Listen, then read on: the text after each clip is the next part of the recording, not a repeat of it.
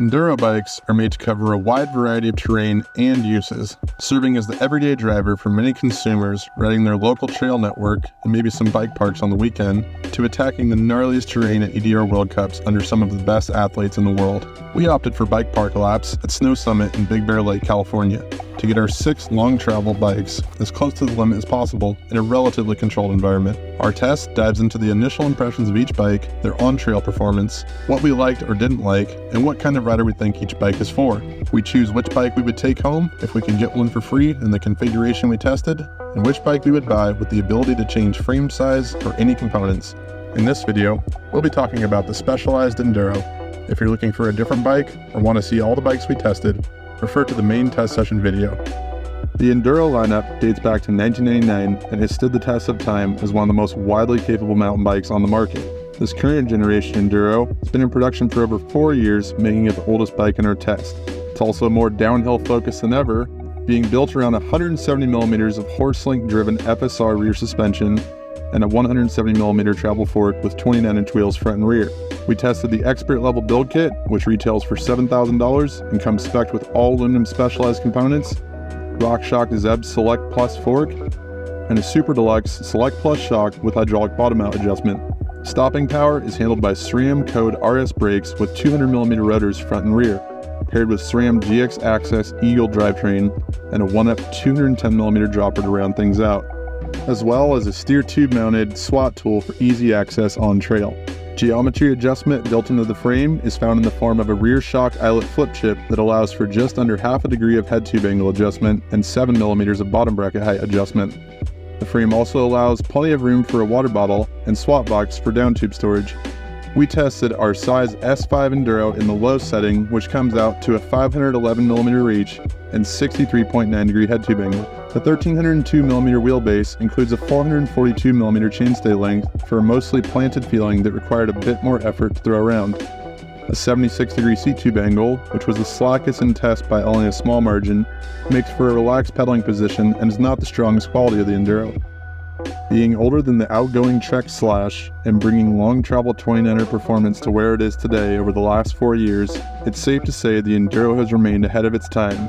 With such impressive downhill performance, is the Enduro still the best all-rounder out of the group? This bike has been around for a while, and I've actually always been really curious to ride one.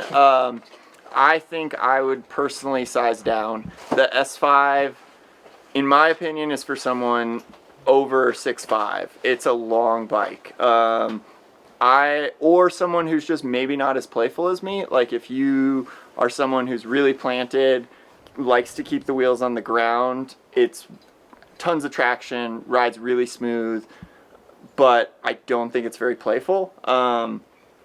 It just wants to sit there and go straight and go fast.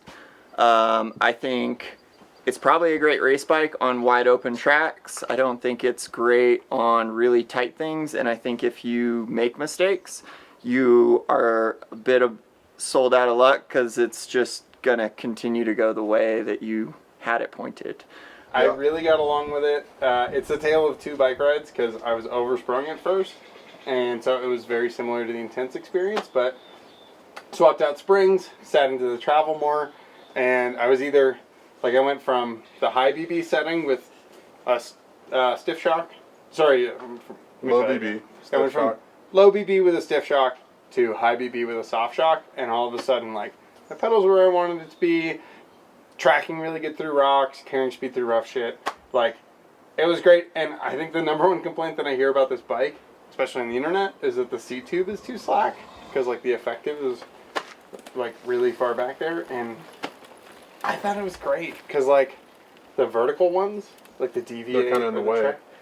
Yeah, it's fine if you're just pedaling straight up a fire road, but right. If you're doing any sort of normal mountain biking, it's you're this, which is super weird. Yeah, which to give them and Deviate credit, this has a 210 dropper. They have a 240 dropper on there, and it kind of helps get it out of the way. Yeah. The thing I got on it was expecting to feel pretty stretched out and not that stoked on it, but it was super easy to get used to. I felt like I kind of put the rear wheel wherever I wanted. I did notice that the rear end was a little longer than some of the other bikes, and that became apparent kind of in tighter turns, which kind of like Lear kind of mentioned.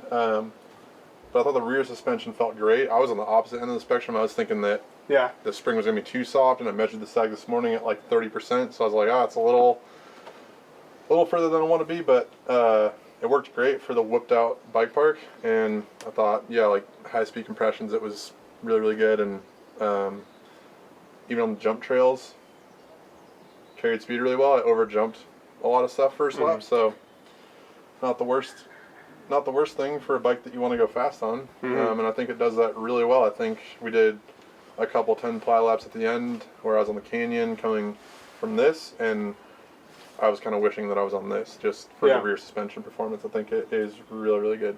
Yeah, I thought the front and rear suspension agreed with each other a lot. And it's kind of weird because it's like an Ultimate but without buttercups, and then it's the 2023 shock. No, but it's like the Select version. I think it's current. I think it's current here. So this is Select Plus front and rear. Select Plus has high speed and low speed? Yep. Ultimate gives you the buttercups. That's the only difference. Oh, that's sick. Yeah. So I thought it was awesome spec. Like, we had a few things rattling around. Did have the crank arm rattle loose. So that was a little concerning. And then the older access derailleurs make quite a bit more noise than the transmission ones. Yeah. And Shimano ones. So I think that was most of the issue. But yeah, the crank arm was a little concerning. Other than that, I thought it was awesome. We threw a taller bar on and a few more spacers under the stem than when Leo rode it, which thankfully he gave us some valuable feedback that the front felt a little low. So we just went ahead and threw on the tallest bars we could. And it felt great. I think my only complaint was not having all the adjustments on the rear shock that you could with like an Ultimate level shock. Yeah. But if you had to choose between having a compression knob here or there, all day on the fork. Yeah, for sure. Yeah, the fork was awesome. Super easy to set up. Everything else just worked. It was cool. I mean, this one-up dropper kind of rattles a bit, but I think that was most of the rattling we were hearing. The GX derailleur makes a bit of noise. You can't throw a transmission on here. It's not UDH compatible, but those are minor details. If I were to buy this bike, I'd definitely size down. I would get an S4 instead of an S5. But for 90% of the riding we did today, the length was manageable. It was just in those really tight corners and any sort of flat corner without support that was loose, where the front to rear ratio was a little weird, and I wish I either had a longer chainstay or a shorter front end. But like you said, this is one of the longer chainstays on test. So it was pretty manageable even for being such a long bike for me. With such a heavy focus on smashing descents and bumps of all sizes, what kind of rider pairs best with the Specialized Enduro? If you're a tall guy, if you're sub 200 pounds, because that's what the OEM spring is set for, and there's no compression adjustment, so you're kind of locked into that. If you're a tall guy, sub 200 pounds, like to keep the wheels on the ground, go fast in a straight line, this might be the bike for you. I think it's a great bike if you ride really fast stuff a lot. I don't think the lower speed trails it was as exciting. Like, it was playful enough. Maybe an air shock would help that, but if you want one bike, I think to do kind of like a lot of aggressive riding on, then it kind of is a good substitute for a downhill bike, and it's playful enough to still have fun on like the blue trails. I thought this was a really good one bike. Yeah. Like, with a slacker seat angle, I thought it pedaled really well. Yeah, I think it smashed the stuff at high speeds. And if you get the right size, right? Like, if I'm on the S5, I wouldn't want to do all my riding on it. But if I size down a little bit, put a tall bar on it, I feel like this could be a one bike and I'd be pretty happy. Yeah, and I think that's where it would be like if you're looking at an S5, but your trails maybe aren't as high speed, go for the S4. If you're looking at mostly bike park, maybe some enduro racing, like generally just higher speed riding, then the longer size would be beneficial because you do get that, like, in those kind of hang up moments or unexpected things, having the longer front end is nice.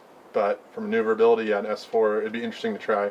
But I was happy to feel more comfortable than I thought I would straight away on it. To see how the rest of the test pool stacked up, check out the full Enduro Bike Test Session video, or for more details on each specific bike, head over to vitalmtb.com.